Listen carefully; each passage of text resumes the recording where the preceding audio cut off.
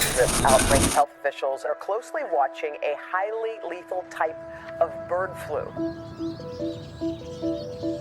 This current outbreak of avian influenza started in Michigan in March of 2022. The worst bird flu outbreak since 2015, with cases of the bird flu being reported in multiple states. And then it seemed fairly steady. We had things under control until it emerged in dairy cattle in March of 2024. I'm a virologist. I have spent my entire career trying to understand when and where viruses are going to emerge and in what species. And I can say this honestly, as can probably all of my virologist friends who are willing to be honest. None of us anticipated seeing highly pathogenic avian influenza causing significant disease in dairy cattle across our country. Cattle, turns out, are really, really good at making more virus. The virus infects their mammary glands, replicates to super high levels, which means that milk from these cows have a ton of virus in it. This effectively puts a lot more virus into the environment itself.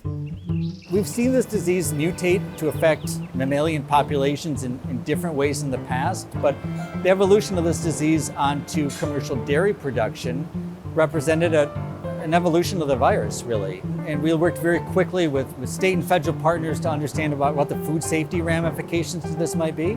We learned a lot in real time of what some of the human health risks of this disease might be. It's not just wild birds and domestic poultry like we've seen historically. It's wild mammals, domestic cats, dairy cattle, and in some cases, people too. So we've got to stop the virus, right? We've got to make it too hard for the virus to do its job. And there are a few different ways to do it. The one that we have in our back pocket right now, which is the cornerstone to our response, is biosecurity.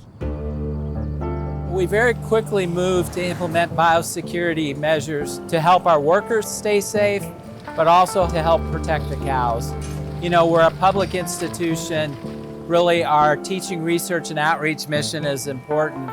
But the first thing we did is limited access to the dairy, because we do know it's transmitted farm to farm.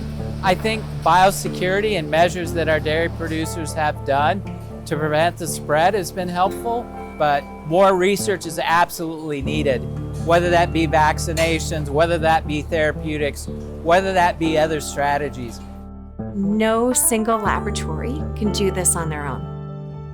Core to our mission is being able to serve as the first line of defense in the case of an animal disease outbreak. And that is from the initial detection of the outbreak in Michigan to providing the additional testing throughout the outbreak as we work to enhance surveillance and bring the outbreak to a close. So effectively, to be able to detect the next COVID before it becomes a pandemic.